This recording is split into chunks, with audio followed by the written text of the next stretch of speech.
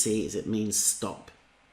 A flashing amber light means yield. If you're at a pedestrian crossing, you need to yield to the pedestrians crossing. If you're on a road and there's a amber arrow, a flashing amber arrow, then you need to yield to the traffic coming from the right. A flashing amber light always means yield. Which of these is not the name of a crossing? Pelican crossing, that's the one controlled with a button. Zebra crossing, black and white lines, Belisha beacons, flashing Belisha beacons or amber beacons. Pegasus crossing is very like a pelican crossing, only the button is much higher. So when people are on horseback, they don't fall off when they try and push the button. You get them near riding stables, mostly in the UK. I don't think you get them in Ireland. Albatross, no such thing as an albatross. There's toucan and pelican and puffin, but no albatross crossings. What does the following sign mean? Clothes drying, well, it certainly looks like that. Windmills ahead, crosswinds, kites ahead. Of course, it's crosswinds ahead. You'll see that sign commonly on national roads, but more so motorways. Any open stretch of road. Why did Ashling's brakes overheat? Because she used the foot pedal too much. The service brake pushes the shoe onto the disc heats up, the shoe moves away, and you get brake fade or brake failure. That's why in long downhill descents we use the retarder or the endurance brake. They're the same thing. So overuse of the foot brake.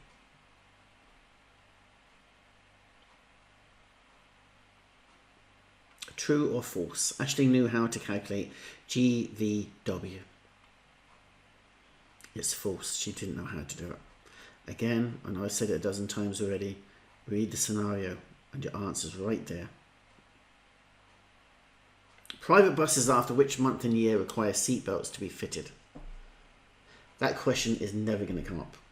Okay, that is a very, very hard question.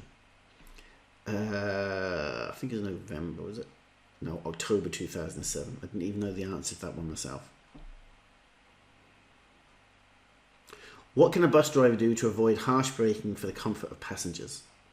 Whenever you're driving a larger vehicle, whether it's a bus or a truck, it's always reading ahead, planning ahead. Okay? No such thing as every brake that I'm aware of. Read the road ahead and plan early. Go down the gears. Yes, you can only go down the gears if you've read the road and you're planning early. Use gentle braking. Yes, you would do that if you've read the road and you're planning early. Just read the road and plan early. What does this sign mean? Okay, it's a with-flow bus lane because there's a bicycle in it. With-flow bus lane ahead on the left. Cycle lane ahead on the left. With-flow bus lane on the left. It's not on the left, but it's coming up. It's ahead on the left, isn't it?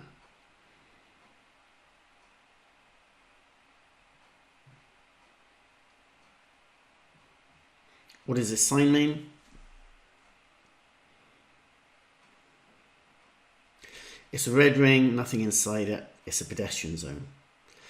Most signs you can work out by looking at them, they give you a clue. This one doesn't. It's literally a regulatory sign and it's all white on the inside, so there's no clue. So that's one of those few signs you have to actually remember. That is a pedestrian zone.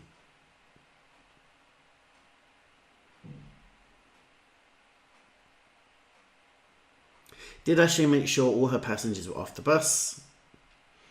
Again, we can just read it. Yes, she did. Which of the following are vulnerable road users? Cyclists, pedestrians, motorcyclists, all of the above. Cyclists most definitely. Yes, pedestrians cross and use the roads, so they're vulnerable road users. And motorcyclists, so it's all of the above.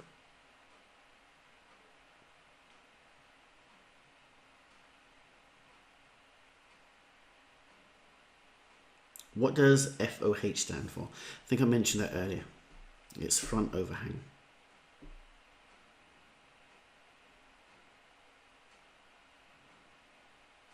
When turning left into the side road, Ashling adopted a narrower position.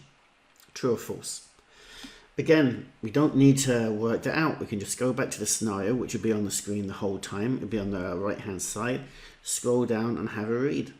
We don't need to guess or take a chance. What way would harsh braking have on the passengers on the bus? What effect would harsh braking have on the bus? If someone brakes hard, you get thrown forwards, don't you? So it would throw them forward.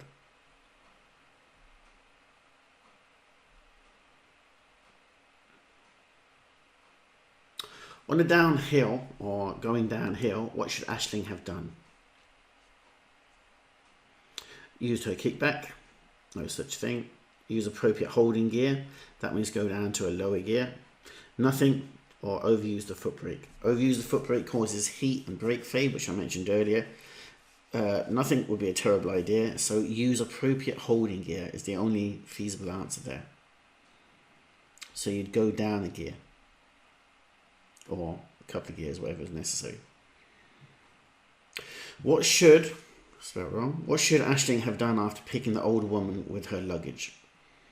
Comfort and safety of the passengers is always your priority as a driver. So moved off quickly? Certainly not. Waited on the passenger to be seated? Yes. Braked harshly? Doesn't make a lot of sense. Tell her to hurry up and be seated? That would be rude. So waiting on the passenger to be seated is the only possible answer there.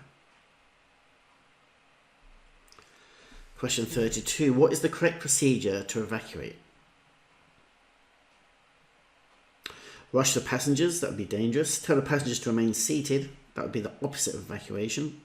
Organise the passengers to exit calmly, yes.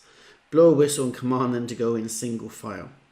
No, you don't command people, you organise it, you help and you encourage. So it would be organise the passengers to exit calmly is the only feasible answer there. Was Ashling sure how to calculate the gross vehicle weight? We had this similar question come up earlier. No, she wasn't sure.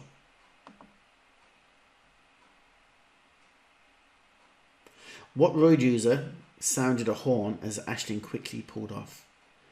That was near the beginning of the scenario. Again, I know I keep saying this, but the scenario is going to be there. Some of these questions really are that straightforward. All you need to do is read the scenario. It was a motorcyclist, wasn't it? Okay guys, that's the end of CPC Scenario 6, Ashling. Stay tuned, there'll be more to follow.